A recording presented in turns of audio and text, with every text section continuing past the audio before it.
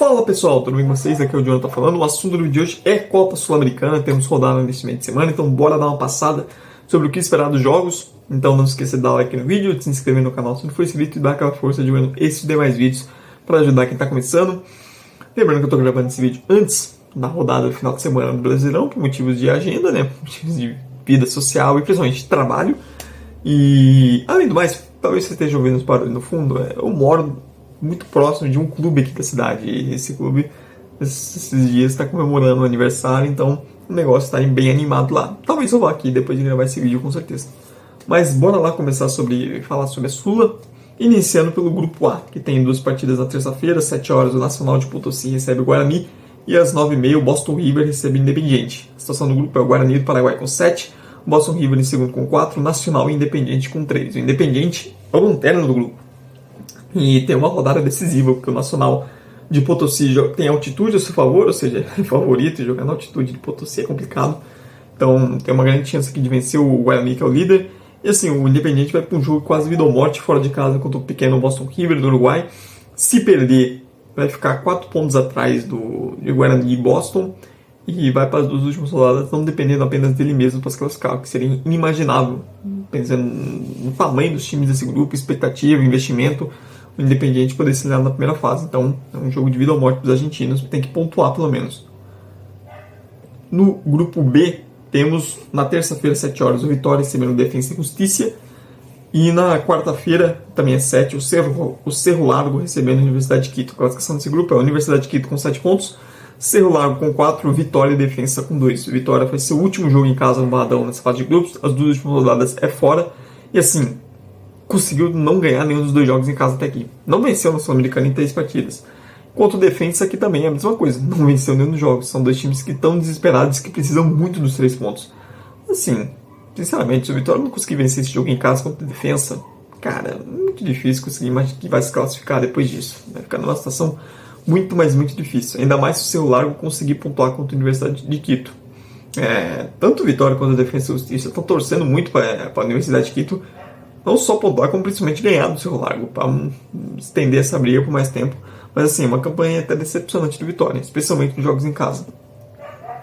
No grupo C, temos ele aqui, entrando em campo na terça-feira, 9h30, Corinthians e América de Cali, e na quinta-feira, 7 horas, Racing do Uruguai recebendo o Huracan. A situação do grupo é o Huracan é o líder com 7 pontos, a América de Cali 5, Corinthians 4 e o Racing 0. O Huracan tem uma grande chance aqui de não só encaminhar a sua classificação, como encaminhar também a primeira posição. Pega o fraquíssimo time do Racing, que é bem frágil mesmo, então muito difícil não imaginar o Huracan vencendo. E além disso, depois do Huracan até faz 2 jogos, confrontos diretos, mas assim, se indo a 10 pontos, mesmo que não ganhe esses confrontos diretos, ele vai estar numa posição bem favorável à classificação. O grande jogo dessa rodada, o grande jogo decisivo, é Corinthians e América de Cali, né? O Neoquímica Arena, o trabalho do Dorival começando, já tendo uma grande decisão e um grande momento de pressão. Pro Corinthians, cara, tem que vencer, né? Porque se não ganhar, sinceramente, é meio que tchau, né?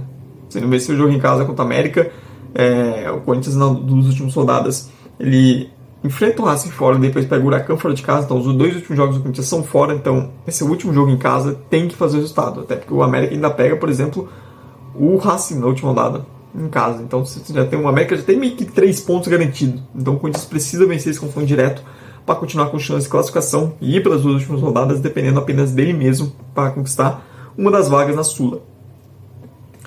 O grupo D tem na terça-feira, 7 horas, o Esportivo Luquenho recebendo o Godoy Cruz, e na quarta-feira o glorioso Atlético Grau do Peru recebendo o Grêmio. A situação do grupo é Grêmio e Godoy Cruz com 7, Luquenho e Atlético Grau com 1. Aqui, independente do momento do Grêmio não ser bom, cara, tem que ganhar esse jogo, pelo amor de Deus, né? Tanto o Grêmio quanto o Godoy Cruz claramente são times muito superiores aos adversários do grupo e vão lutar entre eles pela primeira posição. Então, para o Grêmio continuar forte nessa luta pela primeira posição, tem que ganhar esse jogo fora de casa. Lembrando que o confronto direto entre Grêmio e Godoy Cruz é na casa do Grêmio. Então, o Grêmio tem essa vantagem de fazer o confronto direto em casa. No grupo E, temos 2 jogos na quarta-feira, 7 horas da noite, o União Santa Fé recebe o Palestino. E às 9h30, aí temos o glorioso Muchucuna do Equador recebendo o Cruzeiro. A situação do grupo é o Muchucuna, que é a grande sensação da Sul-Americana, com 9 pontos. Palestino com 6, União Santa Fé com 3 e Cruzeiro com 0. Cara, a gente pode terminar essa rodada praticamente com a classificação desse grupo definida, né? Muxuque e Palestino confirmando quase suas vagas. O Cruzeiro, assim, tem que ver com qual seriedade o Cruzeiro vai levar esse jogo também. Se vai com força máxima, se vai ter uma entrega, porque assim, é um vexame completo. O Cruzeiro perdeu os 3 jogos até aqui na Sul-Americana para 3 times de uma capacidade de investimento muito menor. Agora vai ter que pegar um jogo fora de casa, com um time que está embaladíssimo, que, aliás, o Mushucuna, um empate já pode servir para classificar ele com 2 rodadas de antecedência. Então, assim, é um jogo que vai ser difícil pro Cruzeiro, mas se quiser se classificar, vai ter que ganhar. E daí, assim, o Cruzeiro se colocou numa situação que, mesmo ele fazendo a parte dele, talvez não seja suficiente, né? E o resultado do jogo anterior, acho que vai ditar muito isso. Se o União Santa Fé consegue vencer ou empatar, pelo menos, com o Palestino, o Cruzeiro sabe que ele vai para a última rodada, que vai pro jogo do Chukuna, sabendo que uma vitória ainda deixa ele com chance de classificação, e que um empate ou uma derrota praticamente o elimina. Então, a gente pode ver o Cruzeiro sendo eliminado da Sul-Americana faltando 2 rodadas de antecedência. Que seria assim, já é um vexame. A campanha do Cruzeiro já é vexaminosa. Se conseguir isso, é ainda pior. Mas o Cruzeiro, pelo menos, vem mostrando sinais de reação com o Leonardo Gentin. Tanto no Brasileiro quanto na Copa do Brasil. Vamos ver se consegue levar isso para a Sula. No grupo F, temos na quarta-feira o Once Caldas recebendo a União Espanhola. E na quinta, o San José recebendo o Fluminense. O Fluminense é o líder com 7 pontos. O Once Caldas é o segundo com 6. União Espanhola e San José. A União Espanhola tem 2 e o San José tem 1. Rodada para o Once Caldas encaminhar a classificação. Na verdade, ele define. Se ele vencer a União Espanhola, ele se classifica praticamente automaticamente. Desde que o Fluminense não perca para o San José. O Fluminense tem um jogo que é altitude e tudo mais. Mas assim, o San José também está muita fragilidade. Nem com altitude está conseguindo ser competitivo. Mesmo que o Fluminense não vá com seus titulares, tem chance aqui, totais condições de até conseguir pontuar fora de casa. No grupo G, temos na terça-feira, às 11 horas, o Melgar recebendo o Lanús. E na quarta-feira, às 7 da noite, o Puerto Cabello recebendo o Vasco. A situação do grupo é Lanús e Vasco com 5, Melgar com 4 e Puerto Cabello com 1. Assim, a rodada é muitíssimo importante para o Melgar e Puerto Cabello, porque se eles quiserem sonhar com alguma coisa, tem que aproveitar esses jogos. O Melgar tem a altitude ao seu favor, a altitude de Arequipa, que vai tentar usar isso para pontuar contra o Lanús, e é um jogo decisivo para o Melgar, porque depois disso ele não joga mais em casa, ele faz 2 últimos jogos fora de casa. Então, se ele quiser ainda sonhar a classificação, tem que vencer obrigatoriamente o Lanús aqui. E do outro lado, o Porto Cabello também. Se quiser ainda brigar por vaga, tem que ganhar do Vasco, aproveitar a fragilidade do Vasco, aproveitar o momento ruim que o Vasco passa. Já Lanús e Vasco, é jogo para se sobreviver, né? Pontuar fora de casa, que seria muito importante para ambos. O Vasco é quem tem maior chance de vitória, que ou não. O Lanús pega um jogo de altitude, enquanto o Vasco joga contra o Porto Cabello na Venezuela, sem altitude. Mesmo com o momento ruim, é um jogo que dá para o Vasco ganhar. E vencer seria muito importante antes do confronto direto contra o Lanús na Argentina. O negócio no clube está bem animado, inclusive.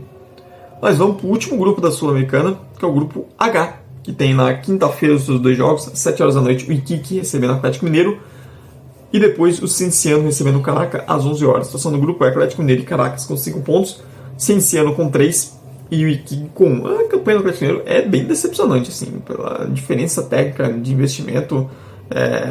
2 empates e 1 vitória, só empatou os 2 jogos fora de casa. Tem o último jogo fora de casa agora contra o Iquique, que é o time mais fraco do grupo.